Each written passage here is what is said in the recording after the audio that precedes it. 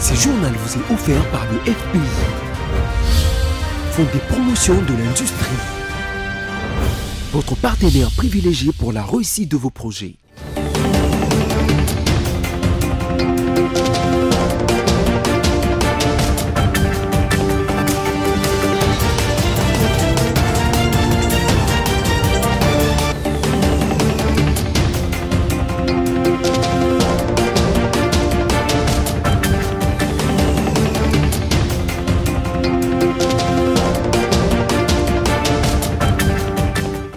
Bonsoir et bienvenue à tous. Merci d'être avec nous. Les titres de ce soir.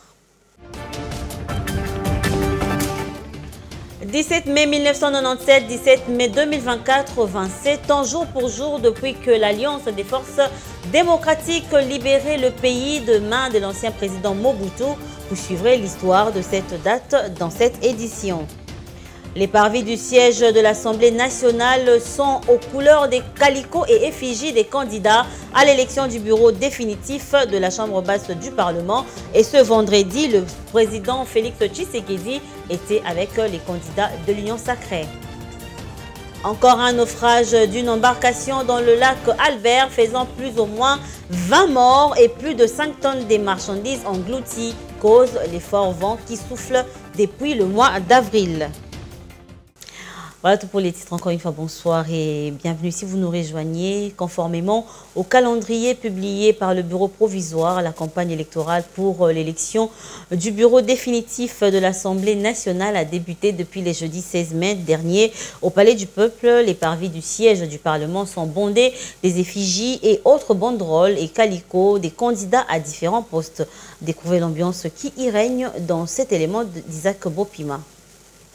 De l'entrée principale du Palais du Peuple, siège du Parlement, jusqu'au parvis de la salle des plénières, impossible de passer sans apercevoir des affiches des candidats retenus pour cette course aux 7 sièges du bureau de cette chambre basse du Parlement.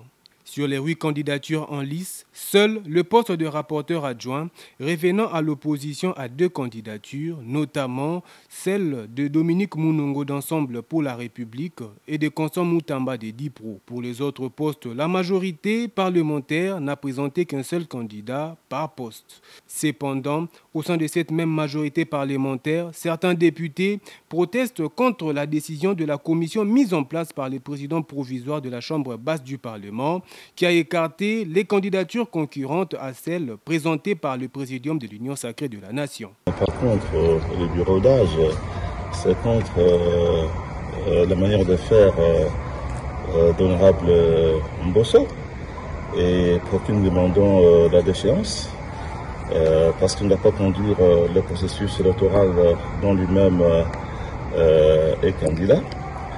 Et tout ce que vous voyez dehors là-bas, c'est le impair. Ça me rappelle le impair. Pas sacrifier le pays aux humeurs de quelques gens, qui qu'ils soient. Vous avez donc compris pourquoi moi, je n'accepte pas cette liste-là, parce que établie par une commission ignorée, totalement ignorée par la plénière. Nous sommes une assemblée nationale, l'émanation du peuple congolais, et la souveraineté appartient à la plénière.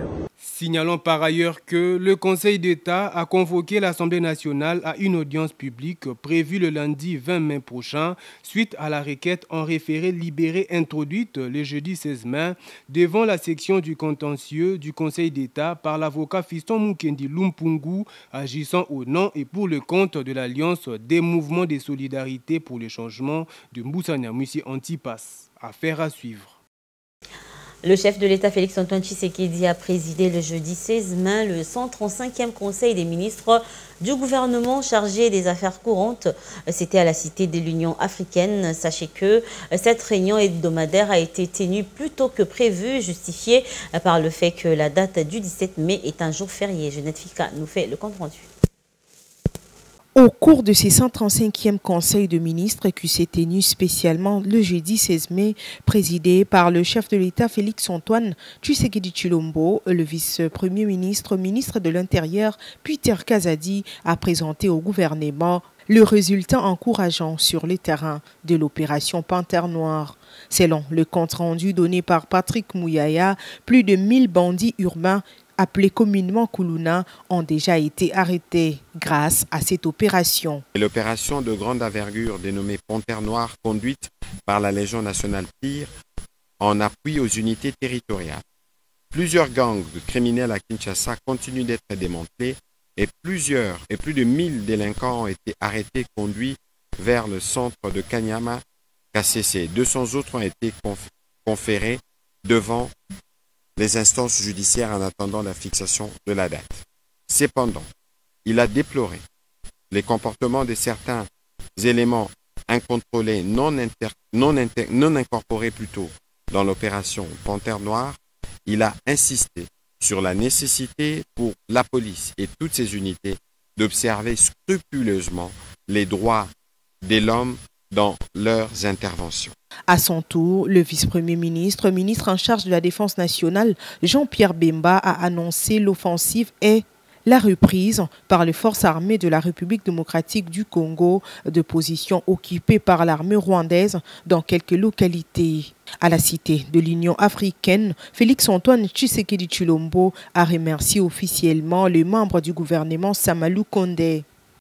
Nous poursuivons ce journal. Le Conseil supérieur de l'audiovisuel et de la communication, CESAC, a suspendu depuis le 16 mai 2024 l'émission Bossolona politique officielle pour une durée de 30 jours sur toutes les chaînes de télévision émettant dans le pays. Cette décision fait suite à la diffusion de l'émission sur sa chaîne du 14 mai 2024 où, selon lui, le présentateur Israël Mutombo a lancé des attaques personnelles à l'endroit du candidat au poste de deuxième vice-président de l'Assemblée nationale, Christophe Mbosso. On l'écoute. Le bureau du Conseil supérieur de l'audiovisuel et de la communication, siégeant en sa 7e réunion, tenue le 15 mai 2024 à Kinshasa, capitale de la République démocratique du Congo, a attendu que la chaîne Bossolo Télévision a diffusé ce mardi 14 mai 2024 l'émission Bossolo la politique officielle, au cours de laquelle le présentateur, M.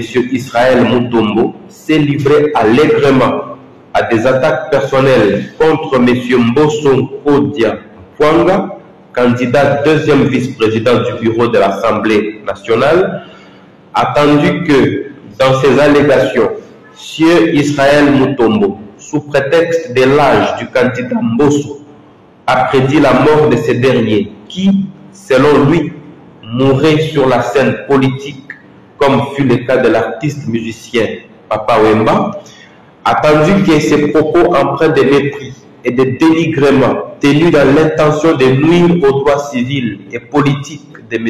Mbosso portent également atteinte à l'honneur et à la dignité humaine et constituent une contre-campagne menée dans le seul but de disqualifier le candidat en violation des dispositions pertinentes de la directive du CESAC relative à la campagne électorale, attendu que la vidéo devenue virale dans les réseaux sociaux a été diffusée la veille du lancement officiel de la campagne électorale à l'Assemblée nationale en violation de l'article 113 de l'ordonnance loi sur la presse sus-évoquée, considérant les multiples plaintes enregistrées contre M. Israël Mutombo à ces jours, considérant la nécessité d'amener les médias et les professionnels des médias au respect de la loi et du code de déontologie de journalistes,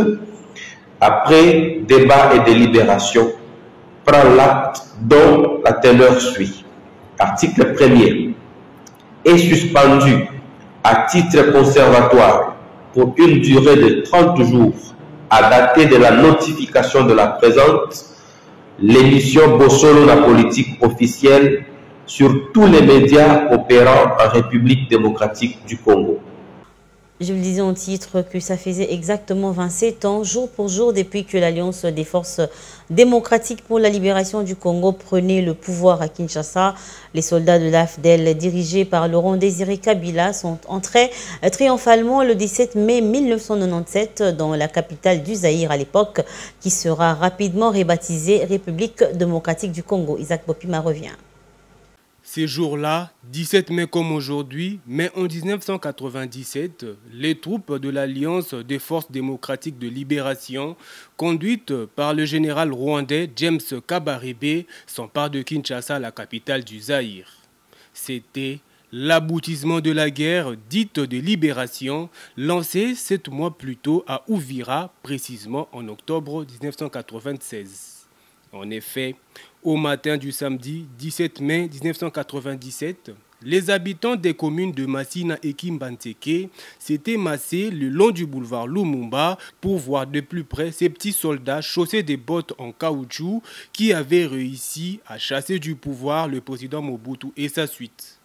Un départ sans retour, car forcé par l'entrée des rebelles, même dans l'aéroport où il devait prendre son dernier avion, il fuit le pays pour le Maroc et y meurt quelques mois plus tard. Mais c'est depuis la veille, le 16 mai 1997, que le cours de l'histoire avait changé, car Laurent Désiré Kabila, chef de la rébellion appuyé par le Rwanda et l'Ouganda, installé à Lubumbashi, deuxième ville du pays, s'était autoproclamé chef de l'État et avait à l'occasion rebaptisé le Zaïre en République démocratique du Congo. Hélas, l'aventure sera de courte durée, puisque une année après, des dissensions ont éclaté. Les Banyamulenge, tribus dont les aïeux sont d'origine congolaise, reprennent la rébellion avec l'appui d'autres groupes congolais. 3, voire 4 groupes rebelles naissent et refont la guerre au nouveau régime jusqu'à maintenir le pays divisé pendant près de 2 ans. Et à Bruxelles, les élections régionales du 9 juin prochain connaîtront la participation d'un nom bien connu de la classe politique congolaise, Chadaï Mobutu, fille de Kongulu Mobutu et petite fille du défunt président Mobutu Sese Seko, qui se présente comme candidat à ces élections régionales. Encore une fois, Isaac Bopima. Installé en Belgique depuis plusieurs années, Chadaï Mobutu s'élance dans une carrière politique sur les terres de son exil européen. Cet ingénieur de formation et mère de 2 enfants entend porter au Parlement régional bruxellois les préoccupations de la diaspora congolaise vivant dans la capitale belge. Son entrée en politique sous les couleurs du Parti libéral francophone belge n'est pas anodine tant elle ravive le souvenir de son grand-père qui a dirigé d'une main de fer la République démocratique du Congo pendant plus de 30 ans. Rappelons que son père Kongulu Mobutu, qui était le 8e enfant issu de l'union entre le maréchal Mobutu Sese Seko et Marie-Antoinette Mobutu, traînait une réputation sulfureuse qui lui avait valu le surnom de Saddam Hussein. La légende dit que, bien après le départ du président Mobutu, alors capitaine de la division spéciale présidentielle âgé de 27 ans, il a cherché une tentative de dernière minute pour empêcher la prise de Kinshasa et se venger de la défaite de son père. Ce prince est décédé anonymement le 24 septembre 1998 à Monaco. Reste à savoir si le nom Mobutu, encore très présent dans les mémoires en République démocratique du Congo, saura mobiliser les suffrages de la communauté africaine de Bruxelles les jours du scrutin. C'est en tout cas un pari risqué que tente Chadaï Mobutu en se lançant ainsi dans le bain électoral belge. C'est aussi à la une de l'actualité, à la suite du naufrage d'une embarcation dans le lac Albert. Plus de 5 tonnes de marchandises importées de l'Ouganda englouties et un nombre de personnes mortes qu'on estime à plus ou moins 20. Les détails, c'est dans ce récit que je vous propose de suivre maintenant. À en croire le service de protection civile en Ituri, cet incident est dû au vent violent qui souffle depuis le mois d'avril dernier sur le lac Albert. C'est donc au changement météorologique que la structure attribue cette catastrophe naturelle. Pour son coordonnateur Robert Njalonga, Cette situation affecte le transport lacustre et les activités de pêche qui se font déjà avec beaucoup de risques. Il a ainsi recommandé aux pêcheurs, aux transporteurs et aux clients de toujours se munir des gilets de sauvetage et de réduire les activités sur les lacs Albert afin d'éviter plus des dégâts et prévenir les pertes en vies humaines, étant donné que ce sont des catastrophes naturelles qu'on n'a pas la possibilité de bloquer ou de limiter. Les propriétaires des pirogues motorisées doivent les maintenir en bon état pour éviter des naufrages et les transporteurs, quant à eux, doivent aussi respecter la charge pour éviter la répétition de ces genres de situations. Tout autre chose à présent, l'ONGD Action Plus, conduite par Dorcas Maguinzumba, la présidente, a organisé ce vendredi 17 mai 2024 à Kinshasa une marche de santé en soutien à toutes les veuves de la RDC en général, mais plus particulièrement celles de l'Est du pays. Roger Matadi et Généreuse Essengo ont représenté BC Télévision. Regardez. Nos pensées aux personnes vulnérables de l'Est du pays, c'est le message clé de la marche des santé organisée par l'organisation non gouvernementale de développement Action Plus, dirigée par la présidente Dorcas Maguinzumba Muteba. Cette marche est partie de ses émeries limitées comme point de rencontre et a connu son point de chute à Capella en passant par le boulevard Lumumba, Sendo et Prince Victoire et Kimwenza. C'était une occasion de sensibilisation à la santé, au sport et aussi à soutenir les personnes en situation de vulnérabilité, notamment les orphelins et les veuves de la République démocratique du Congo, plus particulièrement ceux de l'Est, comme l'a indiqué le secrétaire général de cette organisation, Alain Kitumbwissa. En train de compatir avec nos mamans, nos frères et sœurs, qui sont en train de mourir là de manière injuste, de manière, je ne sais pas comment le dire encore, mais ce qui se passe à l'Est, nous ne pouvons plus jamais supporter. Donc nous sommes en train de marcher pour soutenir nos mamans, nos frères et sœurs, les personnes vulnérables qui sont à l'Est du pays, qui sont en train de souffrir injustement, et puis on ne sait pas jusqu'à quand cette guerre va prendre fin. Voilà. Grâce Muteba, membre de cette ONGD qui a également pris part à cette marche, n'a pas manqué les mots. Notre objectif de marcher comme ça, c'est pour soutenir les personnes vulnérables, les personnes qui se sont délaissées. On est là, on vous soutient. Et un message aussi pour ceux de l'Est, on est là, on vous porte à cœur. Peu importe ce qui se passe en ce moment, nous, vos collègues, vos membres de la famille, on est là, on vous soutient. Et tout se passe très bien. Profitant de cette occasion, les coordonnateurs Joël Ntsene a expliqué le but de l'ONGD et a invité les personnes de bonne foi de soutenir cette organisation.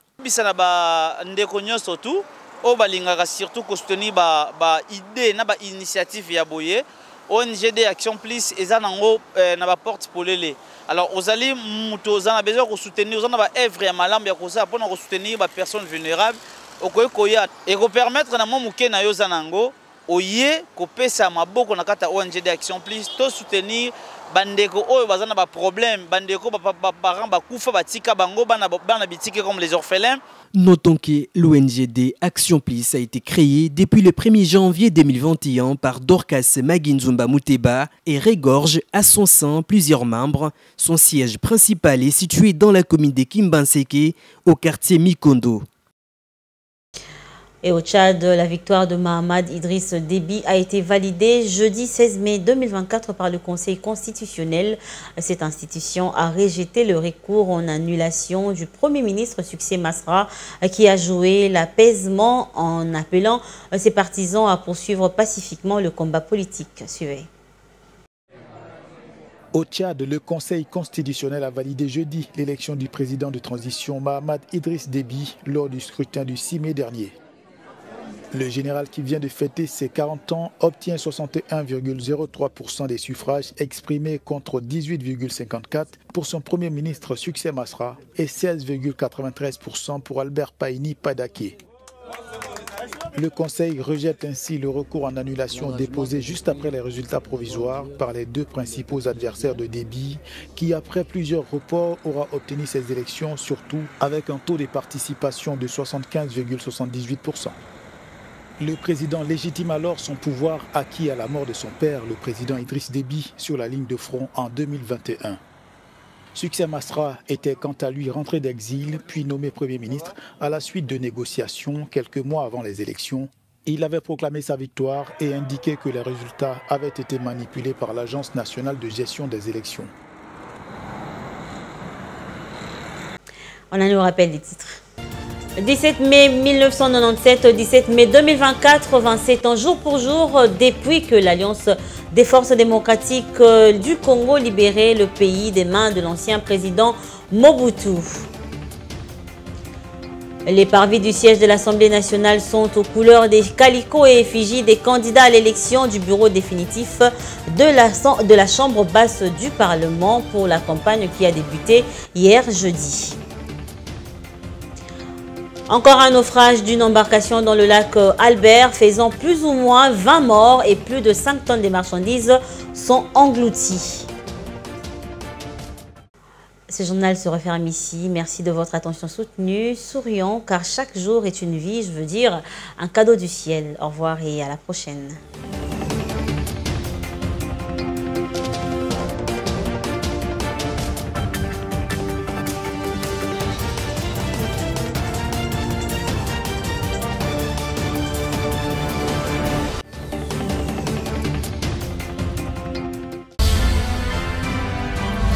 Ce journal vous a été offert par le FPI, Fonds des promotions de l'industrie, votre partenaire privilégié pour la réussite de vos projets.